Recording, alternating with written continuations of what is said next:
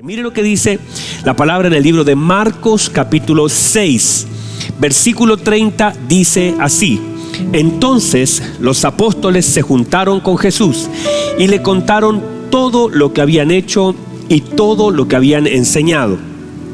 Ya tomamos alguna nota de eso hace un rato atrás, la importancia de contarle todo al Señor. Y Él les dijo: venid vosotros aparte a un lugar desierto y descansad un poco. Mire lo que sucede. Porque eran muchos los que iban y venían, de manera que aún no tenían tiempo ni de comer. O sea, los discípulos estaban en un entrenamiento tremendo. Es un tiempo de formación. ¿Usted cree que los discípulos estaban así como relajados? No, la Biblia dice acá que ni siquiera tenían tiempo para comer. Y a veces cuando hay muchas ocupaciones, es cierto que uno a veces ni come, pasa de largo, pero dice que no tenían casi ni tiempo para comer. Mire lo que dice el versículo 32. Y se fueron solos en una barca a un lugar desierto, pero muchos los vieron ir y le reconocieron, y muchos fueron allá a pie desde las ciudades y llegaron antes que ellos y se juntaron con él. Y salió Jesús y vio una gran multitud y tuvo compasión de ellos, porque eran como ovejas que no tenían pastor, y comenzó a enseñarle muchas cosas. Cuando ya era muy avanzada la hora, sus discípulos se acercaron a él diciendo, mira lo que dicen los discípulos: el lugar es desierto y la hora muy avanzada. Despídelos para que vayan a los campos y aldeas de alrededor y compren pan, pues no tienen qué comer. Respondiendo él, les dijo: dadle vosotros de comer. Dadle vosotros de comer. Respondiendo él, les dijo: mire, ellos le dijeron que vayamos y compremos pan por 200 denarios y les demos de comer. Él les dijo: ¿cuántos panes tenéis? Id y vedlo. Y al saberlo dijeron: 5 y 2 peces. 5 y 2 peces. Versículo 39. Y les mandó que hiciesen recostar a todos por grupos sobre la hierba verde. Y se recostaron por grupos de 100 en 100 y de 50 en 50. Entonces tomó los 5 panes y los 2 peces, y levantando los ojos al cielo, bendijo y partió y dio a sus discípulos para que los pusiesen delante, y repartió los 2 peces entre todos. Y comieron todos y se saciaron. Y recogieron los pedazos, y de los pedazos 12 cestas llenas, y de lo que sobró de los peces. Y los que comieron eran 5,000 hombres. Aquí Marco fue como más, así como fueron 5,000, como que los contó, ¿verdad? Y los otros evangelios dicen fueron como 5,000. Aquí Marquitos como que dice fueron 5,000, yo los conté. Muy bien, gracias Marlito por estar en pie. Puede tomar asiento, Marlito, que es el único público que tengo hoy. Hemos estado hablando acerca de lo siguiente. Ya hice la introducción, pero es muy importante también hacer un resumen de los 3 puntos iniciales que hablamos. Número 1, que el Señor nos lleva al desierto a los discípulos a descansar. Y comenzamos a hablar que el desierto no es malo. ¿Por qué? Porque el Señor lo creó. Y el Señor nunca me llevará a un lugar malo, sino que puedo estar en un lugar difícil. Puedo estar en un lugar que sea doloroso, pero no necesariamente malo. Lo que pasa es que en la mente del hombre, a veces el hombre llama bueno a lo malo y malo a lo bueno. Por lo tanto, a veces esa confusión de qué es malo y qué es bueno. Malo es estar fuera del propósito de Dios, lejos de la palabra de Dios. Eso es malo. Bueno es estar haciendo la voluntad de Dios, aún así sea difícil. Entonces a veces los conceptos que nosotros tenemos son conceptos distorsionados acerca de aquellas cosas que parece que son malas, pero en realidad son buenas, porque son provechosas y son parte de la voluntad de Dios sobre mi vida. Ahora, hablamos que lo importante no tiene que ver con el escenario que vivo, sino quién está en ese escenario y cómo también en medio de ese escenario yo soy formado. Me explico. Hay algunas cosas que son difíciles de vivir, pero en esos escenarios difíciles de vivir, el Señor también va haciendo cosas en mi vida. Yo soy llevado a un escenario, ¿para qué? muchas veces también para que yo mismo sepa lo que hay en mi corazón, porque muchas veces el escenario donde estoy manifiesta la verdadera naturaleza de mi corazón. Le explico. Por ejemplo, mientras usted está en un buen trabajo, usted dice, bueno, estoy aquí sirviendo al Señor, todo está tranquilo. ¿Qué pasa si esa puerta se cierra? Cuando esa puerta se cierra y usted pasa a un escenario diferente de cesante, por ejemplo, ¿qué pasa en nuestro corazón? ¿Cómo enfrentamos? ¿Qué sale de mi corazón? Claro, el primer día usted dice, bueno, mire lo que decimos, se cerró la puerta, Dios abrirá una nueva. Y tenemos como esa fe, y no es que esté mal. Pero ¿qué pasa si esa puerta comienza a tardar? Y se hace más larga la espera, ¿verdad? Y ya no es un mes, porque al mes uno empieza a ponerse un poquito nervioso y sigue creyendo, sigue ayunando, y ya comienza a reprender al infierno porque dice, algo está mal aquí, algo está raro acá. ¿Y qué pasa si son 2 meses? ¿Y qué pasaría si de pronto ya no tienes el tercer mes para pagar la renta? Entonces ahí comenzamos a cuestionar lo que antes fue un impulso de fe, de decir, no, Dios cerró esta puerta y me abrirá otra. Ahora vienen todas las dudas. Y ahora vienen los cuestionamientos. Y ahora uno dice, oiga, pero ¿y dónde está Dios? Y como que, ¿y ahora qué pasó? Si todo estaba bien. Entonces, el escenario difícil que vivo manifiesta las convicciones que tengo. Los escenarios que empiezo a vivir, y cada vez que el escenario se vuelve más complejo, más evidente se deben volver las convicciones. El punto es que cuando los escenarios se vuelven más complejos, a veces terminamos criticando lo que antes estábamos creyendo. Ese es un problema. Déjeme bajar un peldaño para acercarme a usted, señora. Entonces, uno a veces, sin darse cuenta, el escenario se va volviendo cada vez más complejo. Por ejemplo, imagínense que cuando el Señor llega a este grupo, imagínense que habían 50 personas que lo estaban esperando, y que los discípulos dijeron, a ver, hay 50 personas, entonces con 5 kilitos de pan nos alcanza, ¿verdad? Digan amén. Llegaron 100, dijeron los discípulos, bueno, se está poniendo medio difícil la cosa, son 100 personas, pero podemos todavía ir a comprar unos 10 kilos de pan y nos alcanza un pan para cada uno. Pero de pronto llegaron 200, 300, 400, 500, 600, 1000, 2000, 3000, 4000, y la cosa se llenó. Y cada vez que el escenario se volvía más complejo el escenario, más falta de fe tengo. Porque empiezo a dudar de cómo voy a resolver el asunto, cuando antes lo tenía controlado porque eran menos, pero ahora, a causa de lo mucho que hay, ya no sé qué hacer. Entonces a veces Dios comienza a hacer algunas cosas que parecen más difíciles. Por eso cuando Dios le habla a Abraham a los 75 años, Abraham recibe la palabra y dice, wow, 75 años, todavía era un lolo, 75 años, ¿verdad? Digan amén, chiquillos, ¿les conviene a ustedes tan cerca? 75 años, y uno dice, bueno, 75 años, Sarita, yo tengo 75 años, tú tienes cerca de 65 años, tenía 10 años menos, podemos todavía hacer algo acá.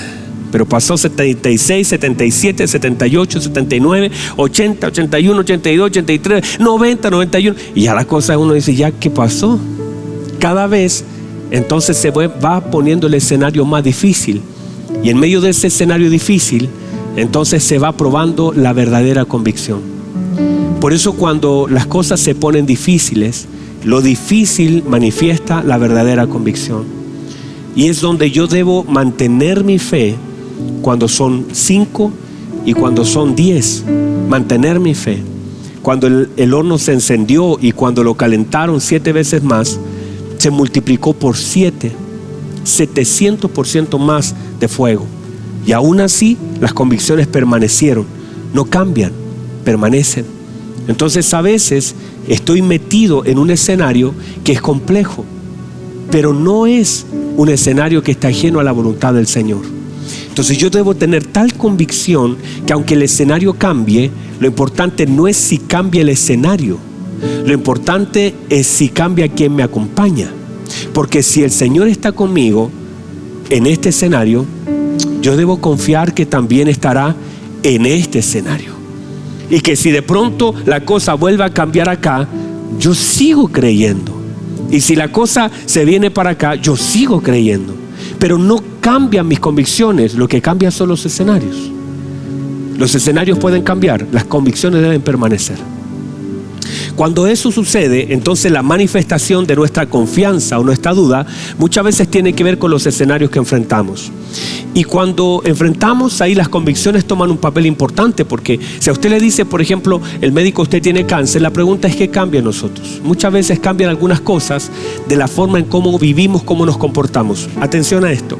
Déjeme dejarlo ahí porque hablamos en la mañana sobre eso. Número 2, hablamos sobre que el Señor me lleva a un escenario, pero a veces en medio de escenario también el Señor quiere formarme, hablarme, corregirme, sobre todo corregirme, y nos centramos en el hecho de que el Señor nos corrige en medio de los escenarios que tenemos. Y a veces el escenario viene a calibrarnos sobre lo que debo tener en consideración, sobre lo que debo hacer. O sea, a veces soy llevado al desierto, soy puesto en el desierto para poder corregir las cosas importantes y trascendentes. Por ejemplo, cuando una persona como estos hombres millonarios están enfocados, ven su vida larga y ven que tienen también mucho tiempo y dinero, entonces ellos hacen lo que quieren, gastan su plata, viajan por todo lugar, pero de pronto cuando le quedan pocos días, el dinero no se hace importante.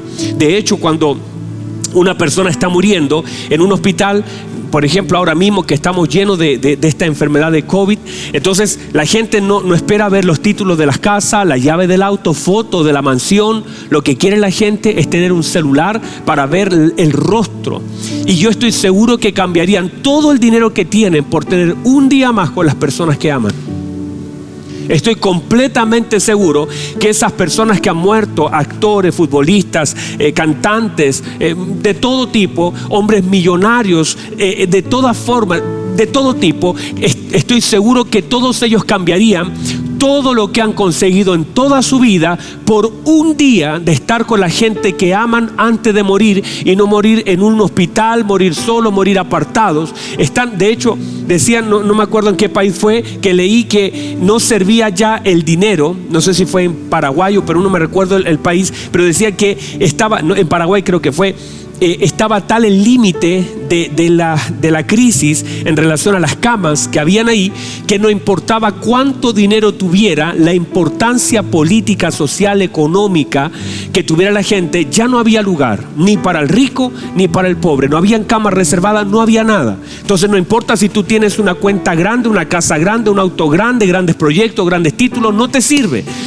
Pero estoy seguro que esa gente que está allí en una cama con oxígeno cambiaría todo lo que tienen, todos los vehículos, todas las casas, por estar un día. ¿Por qué? Porque el escenario te corrige hacia las cosas importantes.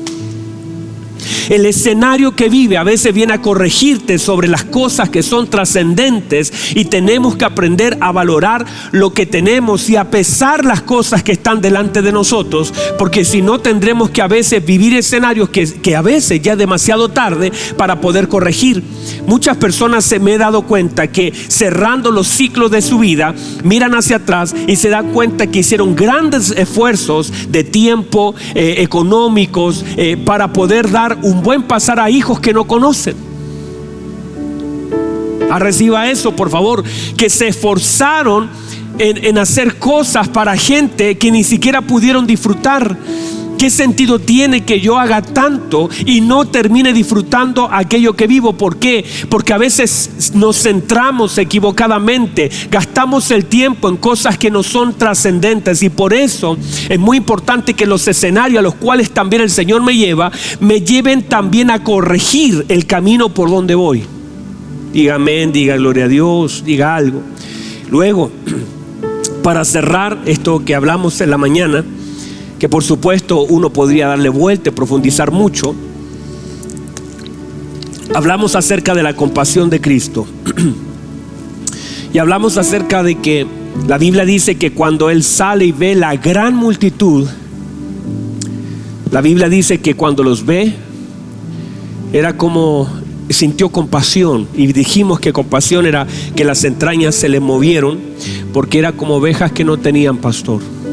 La compasión de Cristo fue ver a personas dispersas, ver a personas que no tenían un pastor que les pueda orientar, corregir, direccionar, cuidar.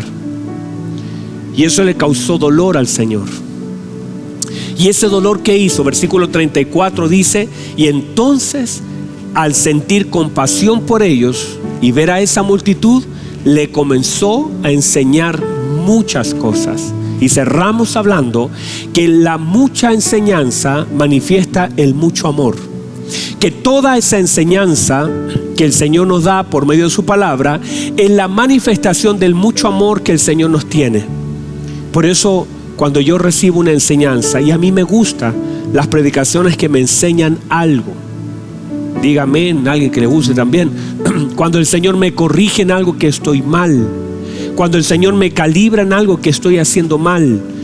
Entonces, toda enseñanza, por eso la Biblia dice que toda palabra de Dios es útil para corregir, para instruir, ¿cierto? Es útil la palabra de Dios. Enseña al hombre, educa al hombre, corrige al hombre, redarguye al hombre. Entonces, usted y yo, en la medida que vamos teniendo mayor enseñanza de la palabra, vamos siendo llevados al verdadero amor de Cristo. Porque el Señor vino a enseñarnos. Míreme por favor, no solamente el Señor vino a morir por mí, que fue tremenda obra y lo más glorioso, porque los tiempos y todo el precio fue pagado. Pero quizás si Él viene, por ejemplo, viene, baja de los cielos y se pone en una cruz y es crucificado, hubiese muerto y hubiese sido suficiente el sacrificio de Cristo para que nosotros podamos tener acceso al Padre y perdón de pecados. Pero Él no solamente vino a morir, sino vino a vivir. Y en el vivir nos trajo enseñanzas hermosas del Padre, de vida, cómo debemos vivir. O sea, no solamente vino a morir, Él vino a vivir para enseñarnos, y estuvo 3 años enseñándonos, no solamente a través de lo que dijo, sino también a través de lo que hizo. Lo que Él hizo es mucho, incluso a veces más profundo en algunas cosas de lo que Él dijo. Lo que Él hizo, manifestó su amor, manifestó su gracia. Él vivió y a través de su vida nos enseñó tantas cosas. Entonces, la enseñanza de todo lo que Él dijo e hizo es parte de la manifestación del amor. Él le dijo a Felipe: el que me oye a mí está oyendo al Padre. Todo lo que están oyendo de mí, en realidad están oyendo al Padre y el amor del Padre. Por lo tanto, mi amado hermano, cuando usted puede ver al Señor Jesucristo, usted ve al Señor Jesucristo, lo que usted ve en la enseñanza, cada vez que Él habla del amor a los enemigos, del perdón, del ayuno, de la oración y de todas las cosas que usted y yo conocemos de la Escritura, nosotros debemos ver que todo lo que Él nos enseñó porque nos ama mucho, por causa de la compasión que le generamos en su corazón. Usted que ahora está escuchando este mensaje, la verdad, ¿por qué lo está escuchando? Es porque el Señor le ama tanto que le quiere enseñar mucho. En la medida que nosotros amamos, también nosotros educamos. Y eso es justamente una manifestación del amor del Señor. Diga amén, diga gloria a Dios. ¿Verdad que es así? Si uno ama a alguien, uno le va a enseñar a alguien. Yo amo a mis hijos, por eso los corregimos, por eso les enseñamos, porque los amamos. Ahora, vamos al punto número 4. En el punto número 4 quiero hablar acerca de la importancia de determinar lo que tengo y lo que necesito. ¿Por qué? Ay, clame, porque la garganta ya como que no me está funcionando al 100. Pero mire por favor, los discípulos dicen esto. Mire lo que dice, versículo 36: despídelos para que se vayan a los campos y aldeas de alrededor y compren pan, pues no tienen que comer. Míreme por favor, los discípulos se dan cuenta que ellos no tienen que comer. Se dieron una vuelta, vieron que nadie tenía nada que comer y dijeron: Señor, despídalo, porque ya notamos algo. En nuestra observación nos dimos cuenta que ellos no tienen nada que comer, así que ellos se vayan. Pero atención a esto: los discípulos saben lo que ellos no tienen, pero nuestro Señor Jesucristo sabe lo que ellos necesitan. Y lo que me falta y lo que necesito son cosas completamente diferentes. Lo que no tengo y lo que necesito pueden estar en dos direcciones completamente diferentes. O sea, una cosa es lo que no tengo y otra cosa es lo que necesito. Lo que no tengo yo puedo identificarlo, pero a veces no identifico lo que yo necesito.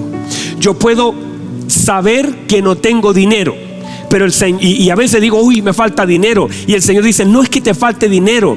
Lo que te falta a ti es un trabajo. Lo que tú necesitas es un trabajo. Lo que necesitas es esto. Lo que tú quieres es esto. Entonces, lo que yo necesito y lo que yo quiero son cosas diferentes. O sea, mire, cuando nosotros nos enfocamos en tratar de resolver en aquellas cosas que no tenemos, las vamos a volver a necesitar. Pero cuando el Señor me suple según la necesidad que Él conoce, lo que yo no tengo es suplido por lo que Él sabe que yo necesito. Se lo vuelvo a decir de esta forma. Si yo me esfuerzo en resolver lo que no tengo, lo volveré a necesitar. Por eso, ¿cuál es la tarea? Lo que el Señor hace en favor de nosotros, nos da lo que necesitamos. Porque cuando se resuelve lo que yo necesito, entonces se suple lo que yo no tengo. No sé si me explico. La gente gasta su tiempo en las cosas que cree no tener, pero el Padre dice, el Padre conoce de qué tenéis necesidad. Y cuando el Padre suple una necesidad, al suplir resuelve, supliendo una necesidad, lo que no tengo. Nosotros luchamos por alcanzar las cosas que no tenemos sin tener conciencia de aquello que sí necesitamos. Voy a dejarlo ahí porque de pronto, si no lo entendieron, se lo puedo explicar por Facebook. Número 5. Ponga atención. La Biblia dice, por favor, atención a esto. La Biblia dice lo siguiente. Dice que el Señor, el principio del versículo 31, dice que los lleva aparte para hacerlos descansar un poco. Por favor, ponga este foco. El Señor los lleva al desierto para hacerlos descansar. ¿Para qué los lleva al desierto? El Señor los lleva al desierto para hacerlos descansar. La razón de por qué están en ese lugar es para que los discípulos descansen. Ahora, pregúnteme usted, ¿descansaron? Si el Señor los lleva a un lugar aparte para que descansen y ellos terminan alimentando a 20,000 personas, ponga atención a esto. Si yo le digo a Marlon, te voy a llevar a descansar a mí, que te veo cansado, Marlon, vamos a la casa. Y en la casa hay un tarro de pintura, hay unos muebles que correr. Y el Marlon queda mirando el tarro de pintura, los muebles que mover. Ese pastor seguro me trajo a descansar. No sé si me explico. Si el Señor dice, vamos a un lugar desierto para que descansen, pero en realidad hay una multiplicación y llegan 20. Pregunto, ¿usted cree que el Señor sabía que esa gente estaba esperándolo? ¿Usted cree que? Claro que sí. Entonces el descanso, atención aquí, no es falta de actividad, sino manifestación de gloria. Oh, qué hermoso. Descanso, cuando el Señor dice, los voy a llevar a descansar, no es que los lleva a no hacer nada, sino lo que hace el Señor es manifestar su gloria. Cuando el Señor te quiere hacer descansar, ¿sabe lo que hace el Señor? No es que te pone una silla, es que te muestra su poder. Lo que hace el Señor cuando te quiere hacer descansar, hace descansar el espíritu, hace descansar tu cuerpo, hace descansar tu alma por medio de la manifestación de su gloria. Cuando el Señor le habla a Moisés, le dice, Moisés, ¿qué dice? Mi presencia irá contigo y yo te daré descanso. La pregunta es, ¿Moisés descansó? Mire, si usted ve la vida de Moisés, subía cerro todos los días. todos los días subiendo el monte, bajando el monte, con tablas, con madera, en la presencia. O sea, no es que el Señor le dijo: vas a estar echado en una silla, te voy a tener una cama cómoda para que duermas, porque mucha gente, y aquí usted ponga atención, que usted puede dormir en la mejor cama, usted puede dormir 20 horas si quiere y se puede levantar igual cansado, porque cansancio o descanso tienen directa relación con la manifestación de la gloria y la presencia de Dios en la vida del hombre. El verdadero descanso en la vida del hombre no es si duerme mucho o duerme poco, es si hay presencia y manifestación de ella en él o no. No sé si le ha pasado, a mí me ha pasado. Yo he llegado a este lugar en la noche. Me costó esta mañana porque estuve estudiando en la noche, orando al Señor, y cuando me fui a bañar, me vino un bajón. Pero cuando llegué allá y me paro acá, ¿sabe lo que pasa? A causa de la presencia de Dios, el cansancio se va. A causa de la presencia, la gloria de Dios, la manifestación de Dios, todo cansancio me deja. ¿Por qué? Porque descanso no es ausencia de labores, es manifestación de presencia. Y muchas personas dicen: yo no sé qué me pasa, duermo y amanezco cansado. Hay gente que y no, debe ser la almohada, debe ser la cama, debe ser mi marido, debe ser los niños, deben ser las preocupaciones. No, lo que no es falta de preocupación, no es la cama. Señora, no cambie la cama, no cambie la almohada, cambie su vida. Porque si usted comienza a buscar la presencia de Dios, la manifestación de su presencia es el verdadero descanso en la vida del hombre. Este pasaje nos muestra que el Señor lo lleva a descansar, y lo que hace es decir: haga lo que se recuestan, repártelo ustedes, denle de comer ustedes. O sea, tomen de la gloria que he hecho ahora, de lo que he provocado ahora, para que puedan alimentarlos. Alimenten a 20,000. Eso uno podría decir: no es descanso. Sí es descanso. ¿Por qué? Porque lo que hizo el Señor es manifestar su gloria. Entonces, ¿qué es descanso?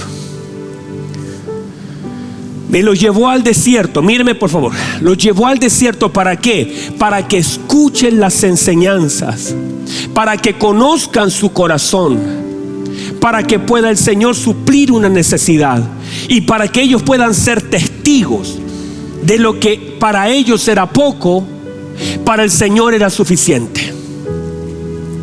Yo no sé si hay alguien acá, yo siento al Señor, pero mire por favor, reciba esto.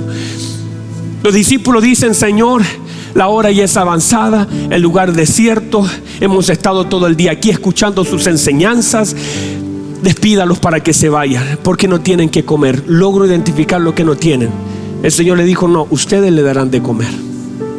Ellos dijeron: wow, o sea, quiere que vayamos y compremos para darle de comer. Y el Señor le dice: no, quiero que miren lo que dice, vean qué es lo que tienen. Quiero que vean lo que tienen. ¿Y sabe lo que empezaron a hacer ellos? Empezaron a buscar, a decir: ¿qué tenemos? ¿Qué tenemos? ¿Alguien trajo? Pedro, ¿trajiste algo? No, nada. ¿Tú trajiste algo? Tampoco, yo no. Nadie trajo nada. Y un muchacho, usted conoce la historia, trajo unos panes, y trajeron esos panes al Señor. Aquí hay, esto es lo que tenemos. ¿Y sabe lo que hace el Señor? Lo único que hace, porque bien pudiera el Señor haber hecho y haber sacado, como en el desierto, desde el cielo haber hecho llover. El Señor lo pudo hacer. El Señor no necesitaba esos panes para alimentar a la gente. Lo que el Señor quiso es que ellos sean conscientes de lo poco que tenían. ¿Y sabe para qué? Para manifestar lo que el Señor puede hacer con lo poco que nosotros tenemos. Cómo lo poco que yo tengo puede bendecir a muchos. Ay, qué hermoso. Cómo lo poco que en un momento uno puede tener puede bendecir la vida de muchos.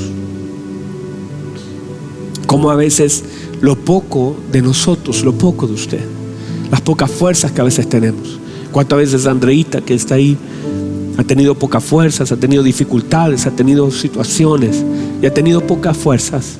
Pero lo poco que ella puede tener puede bendecir a mucha gente cuando está lo poco en las manos correctas. cuando lo que es poco está en las manos del Señor, que el Señor puede hacer de eso poco algo tan hermoso. Por eso usted mire, dice, esto es tan poco, eso es parece insignificante. Señor, mire, esto es poco lo que yo traigo. Pero el Señor dice, yo solo quiero que te hagas consciente de que esto no alcanzaría, pero es poco, dámelo a mí. Tú se lo das al Señor, y el Señor quiere que sepas que con lo poquito que tú puedas tener puede bendecir a muchos, si está en las manos correctas. ¡Ah, qué hermoso! Santo Dios, hermoso Jesús. Gracias, Jesús. Gracias, Señor. Gracias, Espíritu Santo. Gracias. Porque esto habla de nosotros. Yo soy ese pan. Claudita es ese pan. Alexis es ese pan. Matías es ese pan. Esto es. Y como algo tan poquito puede bendecir a tantos. Es Dios. Es Dios. ¿Qué hace el Señor? Entonces el Señor hace que ellos puedan ver lo que hay y mirar lo que está delante de ellos. Y el Señor les dice, hágalo recostar. Míreme por favor, amado, usted que está ahí en su casita. Y el Señor dice, ordénelos de 100 en 100 y de 50 en 50. Y entre más se tardaban en estar ordenado, más se tardaba lo que el Señor iba a hacer. Le voy a decir esto: entre usted más tiempo tarde en ordenar área de su vida, usted retrasa todo lo que Dios quiere hacer en su vida.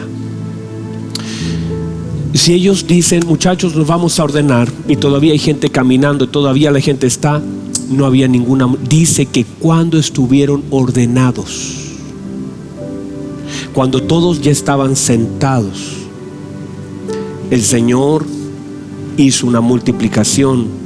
¿Sabes por qué todavía muchas cosas en tu vida no son multiplicadas? Porque todavía no ordenas lo que el Señor quiere que tú ordenes. Por eso hay cosas que el Señor dice, usted haga eso, déjeme a mí esto otro. Yo hago, yo te ayudo, tú haces. Si tú ordenas, si tú haces, tú no puedes multiplicar. Yo no puedo multiplicar, pero yo puedo hacer lo que me mandó a hacer. Ordene la gente, lo voy a ordenar. Y si la gente se ordena, y el tiempo que tarde entre que comienzo y termino, el Señor esperará. Y cuando está ordenado, el Señor mete su mano, mete su bendición en el asunto, y hay una multiplicación. Pero a veces tardamos tanto en ordenar cosas que Dios demanda de nuestra vida. A veces somos lentos en lo que deberíamos ser rápidos, y somos rápidos en lo que deberíamos ser lentos. Y Dios está allí esperando que todo se ordene. Y a veces nosotros esperamos, ay Señor, ordénalo tú. Y esperamos nosotros que el Señor ordene lo que yo mismo he desordenado. Ordene sus relaciones, ordene su vida, ordene sus finanzas, ordene las deudas, ordene su matrimonio, ordene sus pensamientos. Pídale al Señor sabiduría, ordene las cosas que están esparcidas por todos lados. A veces no es falta, a veces uno entra a una pieza y dice, no es falta de espacio, es falta de orden. Espacio hay, el problema es el desorden que existe.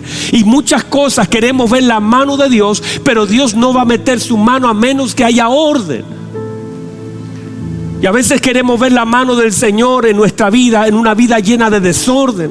Y le decimos, Señor, dame más, dame más. Y muchas veces, como hablábamos el otro día en el seminario de matrimonio, Señor, dame más, mira, dame, multiplícame, dame más dinero, ayúdame. Pero estás tan lleno de desorden que si se te suma, tendrás más desorden todavía. No es que Dios no pueda sumarte más, pero si más se te da, más desorden vas a tener. Entonces lo importante es que ordenes primero, y en la medida que ordenas, el Señor multiplica. Diga amén, diga gloria a Dios. ¿Sabe lo que hace el Señor? El Señor le dice a los discípulos: ustedes hagan eso, yo voy a hacer otra cosa. Cuando hablamos acerca de este tema, mientras el Señor lo hace, ¿sabe lo que sucede mientras el Señor lo hace? Tú lo conoces. Mientras el Señor lo hace, tú lo conoces. El Señor lo hace y tú, a través de lo que el Señor hace, tú lo conoces. Mientras el Señor te ayuda, tú lo conoces. Y mientras tú haces, tú vas aprendiendo y manifestando lo que conoces del Señor. Entonces, cuando el Señor mete su mano en un asunto, tú vas conociendo. ¿Sabe? Imagínense los discípulos viendo que el Señor está multiplicando el pan y canastas se van llenando y peces por todo lugar. Ellos se dan cuenta que el verdadero descanso no estaba en sentarse en una roca y dormir, sino en ver lo que el Señor podía hacer con lo que uno tiene. Y yo quiero decirte, mirándote ahí a los ojos, quiero decirte que tu descanso estará en ver lo que el Señor puede hacer con aquello que tú tienes. Que tu verdadero descanso está en ver la obra del Señor. El Señor lo lleva a descansar y lo que hace es manifestar su gloria, porque el verdadero descanso de la vida del hombre está en poder ver lo que el Señor hace con lo que yo tengo. El descanso del hombre está en ser testigo de la manifestación de la gracia de Dios. Y cuando eso sucede, lo que pasa en mi corazón es que voy conociendo. Mientras Dios está haciendo, yo le voy conociendo. De hecho, eso fue lo que pasó. Más adelantito se suben al barco, la tormenta está grande, el Señor se sube al barco, la tormenta se calma y ellos comenzaron a adorar a Dios. ¿Por qué? Porque en la medida que voy viendo lo que Dios hace, entonces voy conociendo a mi Dios, porque Dios se conoce también por medio de lo que hace. Es tanto lo que ha hecho el Señor que puedo conocer a Dios por medio de lo que Él ha hecho. Mientras Él hace, le voy conociendo. Mientras estira su misericordia, mientras me ayuda. Cuando yo no puedo, Él me dice: yo te ayudo, yo soy tu ayudador. Y mientras me ayuda, le voy conociendo y sé que no me va a dejar en medio de los procesos. Llega un momento cuando tú haces tu esfuerzo, tu mejor esfuerzo. Yo le digo a mi hijo: hijo, hágalo usted. Le digo a mi hijo: a veces va con una botella, me dice: papá, ¿me ayudas a abrir? Yo digo: hágalo usted, inténtelo, hágalo otra vez, póngale más fuerza, póngale un pañito, hágalo así. Y cuando ha hecho todos los intentos, yo le digo: mira, pone tu mano, yo voy a poner la mía, lo vamos a hacer juntos. Y lo que estoy tratando es de enseñarle. Cuando veo que él no puede, yo estiro mi mano para hacer. Cuando él no puede, yo le ayudo. Cuando lo veo cansado, lo tomo, porque yo le ayudo cuando él no puede. ¿Qué te hace pensar que Dios no te va a ayudar cuando tú no puedes? ¿Qué te hace pensar que cuando has hecho todo el esfuerzo y no has podido, Dios te va a dejar abandonado? Dios te ayuda cuando tú no puedes. La Biblia dice que ellos estaban remando y ellos estaban fatigados. La palabra dice: quedaron sin fuerzas. Cumplieron la orden, ellos se metieron al barco y a mitad estaban remando, estaban ya casi, de hecho dice, estaban fatigados y sin fuerza, ya no tenían más fuerzas para remar. Entonces apareció el Señor. ¿Por qué el Señor apareció? Porque no había opción, no tenían fuerza, ya no podían seguir luchando contra la tormenta. Quiero decir que llega un momento cuando el Señor ha medido la fuerza de tu vida y sabe que ya no hay ninguna, y sabe que ya no queda nada.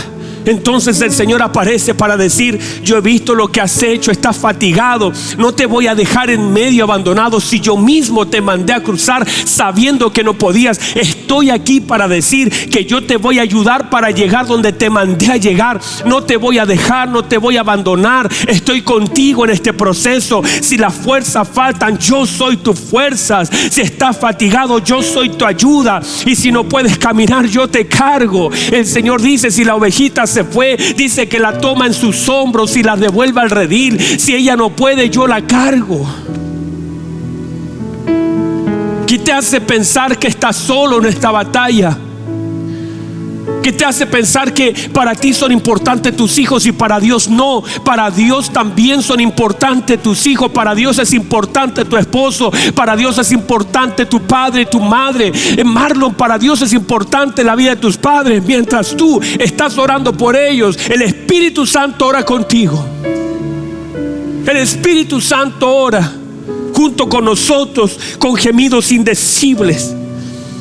Por eso viene la ayuda angelical. Por eso el ayudador, el Espíritu Santo, nos ayuda cuando estamos cansados. Usted cree que iba a perder mientras Moisés estaba con sus brazos abajo, ya no podía levantarlos más. Josué estaba perdiendo, pero llega Ur y llegan Aarón, guiados por el Espíritu Santo, a levantar las manos. Porque cuando tú te cansas, Dios envía ayuda. Y yo quiero decir, la ayuda ya está en camino. Si tú no puedes, el Señor dice: yo soy tu ayudador. Yo soy tu ayudador.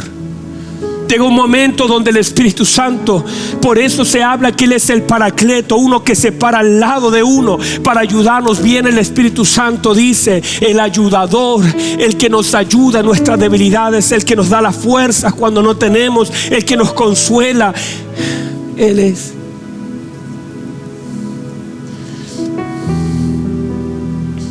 Cuando ya no podemos, el Espíritu de Dios estira su mano para ayudarnos. Hay un momento donde solamente Dios puede intervenir. Hay un momento donde el Señor dice: yo te voy a ayudar. Y hay un momento donde Dios dice: usted lo tiene que hacer. Usted. Espero que usted lo haga, porque usted lo puede hacer. Usted puede perdonar, porque el Espíritu de Cristo que mora en usted le dará y ya le dio todo lo necesario para hacerlo. No busque justificación, no busque una justificación para no hacer lo que sí puede hacer. Hágalo. Usted puede predicarle a otro, claro que sí. Usted puede hablar de Cristo, claro que sí. Usted puede servir a Cristo, claro que sí. Usted lo puede hacer. Usted tiene todo lo necesario para hacerlo. Fue diseñado con todo lo necesario para levantar sus manos, para hablar a Cristo, para glorificar al Señor, para ver sus grandezas. Tiene todo lo necesario. Usted tiene todo lo necesario para glorificar al Señor. Todo. No le falta nada. Tiene oídos para oír la palabra y llenarse de fe. Tiene boca para glorificar al Señor. Tiene ojos para ver la grandeza. Tiene su corazón para que el Señor haga su morada. Tiene sus manos para levantarla. Tiene sus rodillas para doblarla. Usted tiene todo lo necesario para glorificar, para honrar, para amar a Dios, para servir a Dios. Tenemos todo. Tiene tiempo. Y Dios hará toda la otra obra que nosotros no podemos hacer. Hay tantas cosas que yo no puedo hacer y que yo le digo: Señor, usted me tiene que ayudar, porque eso yo no lo puedo hacer. Yo he estado llorando en la presencia de Dios muchas veces diciéndole: Señor, esto yo no lo puedo hacer. Yo no puedo. Se escapa completamente de mí. Puedo orar por este asunto para que usted pueda intervenir, porque yo no lo puedo hacer. No tengo cómo alcanzar, no tengo cómo lograrlo, pero usted sí puede. Y amada iglesia del Señor Jesucristo, el Señor que ve todas las cosas, sabe que fue la última fuerza que ocupaste para mover otra vez el remo. El Señor sabe que ocupaste en la única fuerza, la última que te quedaba para enfrentar esa tormenta. Y el Señor entonces aparece en medio para decir: yo sé todo lo que has hecho. Sé que no puede salir Pablo de esa cárcel, así que yo moveré esa cárcel para que tú salgas. Jeremías, sé que no estás llorando porque seas malo, estás llorando porque te duele, y yo voy a intervenir en este asunto. Llega un momento donde vemos al Señor interviniendo en cosas que solamente Él puede hacer.